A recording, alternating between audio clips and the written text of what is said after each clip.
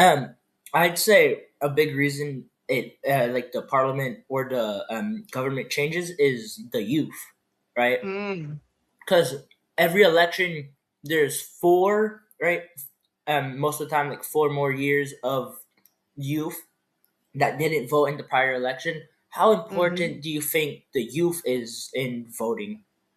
This is a great question. So I would say two things. One is quite important in that you guys are the folks who are the next generation of voters who will be here the longest after you start voting. So we'll see the most change in future years. And at the same time, the statistics that we've seen over the last few decades are that, youth are not voting in large numbers. Mm, And so what's happening is youth voters are basically taking themselves out of the political system. They're not getting involved in elections. They're not registering their opinions and values and beliefs in that moment when they can. And then, arguably, some would say that as a result, political parties and governments listen to them less because they're not actually voting in the first place. So if you think about, your vote as currency, mm, why should a government listen to a group that's not actually saying what they think? There's not really a lot of risk to ignoring youth voters because they're not voting anyway. yeah. So you're going to focus your attention on those voters who do vote. Seniors vote, white men vote, women vote. And so there's lots of groups that do and don't vote. And the problem is that by absenting themselves from voting, they're missing out on a chance to say what they think. And a little bit of a lead up follow question. What um does the like student vote reflect how the adults vote? Does the That's a student great vote? question too. So a lot of schools are increasingly doing student votes during the same time during elections. Have you done that before? Yep, I did. Yeah. And did you find that the student vote looked like the actual general election? Do you I remember? think in my school, I think maybe the conservatives won by maybe one vote or two, and then the Mhm. Greens were third, and the NDP was the final. I think that's how it went. Um, Interesting. yeah, And so during that time, did you guys have a lot of conversations in class about politics, about what you were going to do, how you're going to vote, and things like that? we had many conversations. Yeah, but I don't think necessarily it was because we were in seventh grade. I was in seventh grade, Yeah. so politics isn't necessarily what you're supposed to teach 12, 13 year Right. olds. So Sure. I think the if the teachers had an opportunity they would, but I think it was mostly just like who informed themselves, and I think many of them just heard about Right. what Hmm. about like the carbon tax or stuff and decided, oh yeah, I'll vote for these guys instead of I Yeah. think that's really how it went. Yeah, I think that makes sense. I mean, it's the case that a lot of like political news, it's hard to understand, right? And I think that's true for kids, but I think it's true for adults too.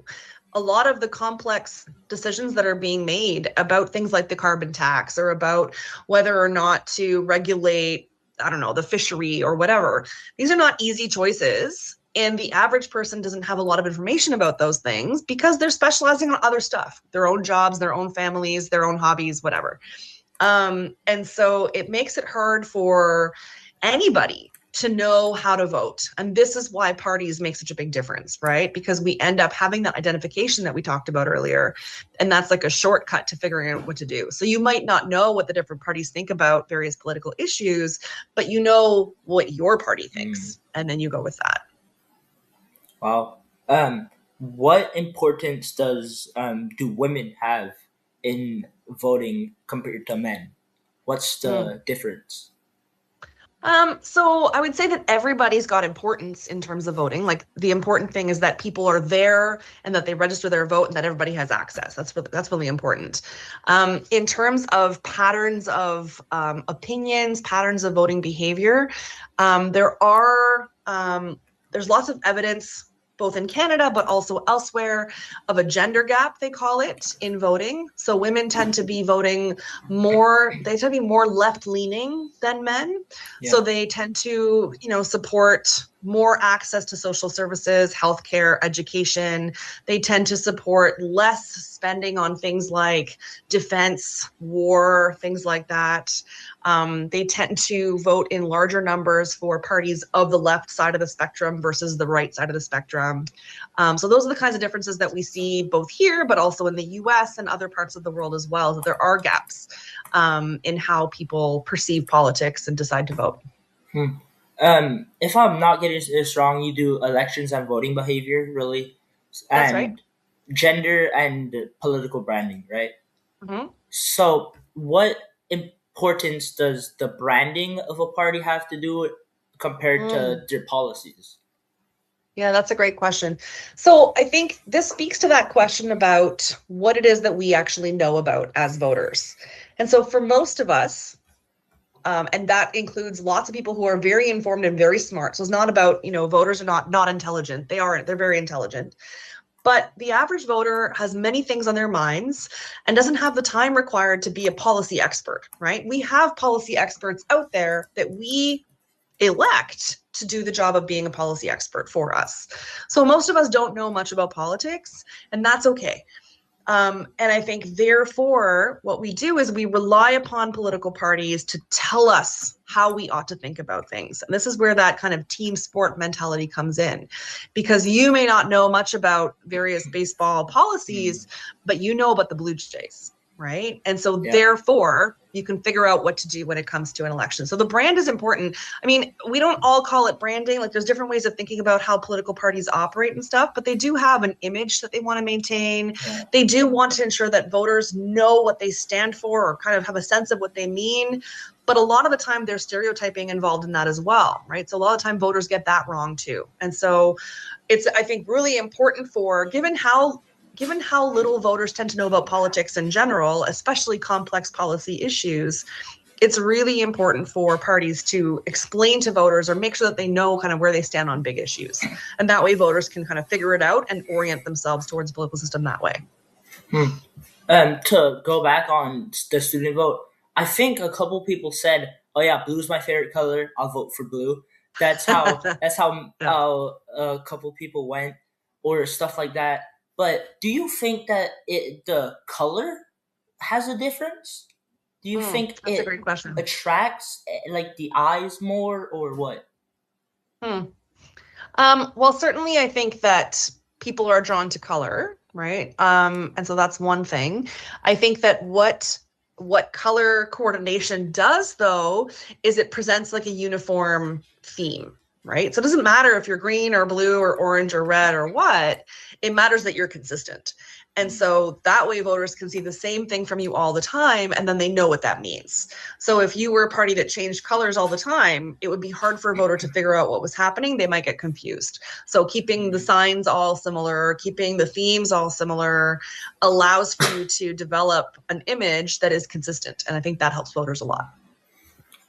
Like, I know in the U.S. it's inverted than us, and it's kind of confusing for us Canadians, I think. Totally. Yeah, this is a great example of that. Exactly. So thinking about the Republican Party and the Conservative Party, they each have their own color, right? And these colors are not the same. And so I think that's really important. Yeah. And do voters get persuaded more by like the tone or the images that they see more than facts, or is it facts more than images or tone? Good question. So it's hard to answer that because facts are negotiable. And so what seems like a fact to one person might not be a fact to another person. And a lot of the conversations that happen today in the news are talked about as if facts aren't actually facts. And we're seeing a world in which people are questioning expertise, science, and things like that. So I think that facts are really important. What's also really important is honesty about facts. So there can be a thing that goes on where political parties or candidates or whoever misrepresents the facts to achieve their own personal goals, which can muddy the waters and really confuse people and then leads to outcomes that are not good, I would argue. So image definitely matters. What we say matters. And also, I think what also really matters is perceived trustworthy. To what extent can you trust the things that a given person is saying or a given government is saying? Do they have a record of bending the facts? Do they have a record of promoting science and showing us what the facts are and being transparent and honest? I think those are really important to voters too, especially kind of as we wade through what is a confusing political landscape. So I think the more that parties can do to make things simple and clear, but honest and truthful, I think the more voters appreciate that. Um. So, what's the most? I don't. Yeah. What's the most important fact? Like, what's the most important policies that you've seen that get voters turned? Like what might change somebody's mind? Yeah. Oof. Well, we can point to recent Canadian history. If you think about the most recent Canadian election, I think that the polls in the kind of 2 years prior to that were really clear, right? Voters were tired of the Liberal Party, tired of Justin Trudeau, not happy with the government, wanted change, and Pierre Poilievre and the Conservative Party were poised to become the next government.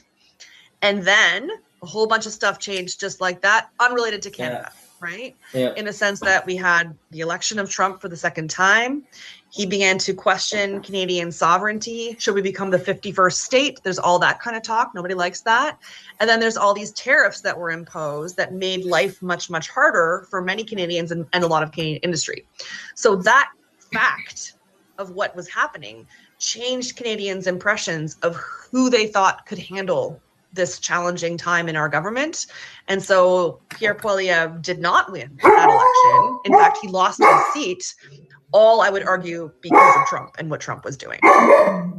And do you think voting has, or no, yeah, do you think voting has a psychological, sociological, or philosophical side on it? I would say all of it. So we are brains, and our brains do things, and some of that's rational, and some of it we don't have control over. And also, we live in society, we have families, we are socialized to think and behave certain kinds of ways. That has a role to play too. And then I think there's a lot of people who think deeply about politics and who think about what is our vision of the good life and what do we want society to look like in the future. And so those sort of philosopher types are also involved. So we have people doing the best they can to navigate complex, political landscape, doing it from a background where they come from a community that has certain kinds of ways of being. And so that's going to shape how we behave in this political landscape.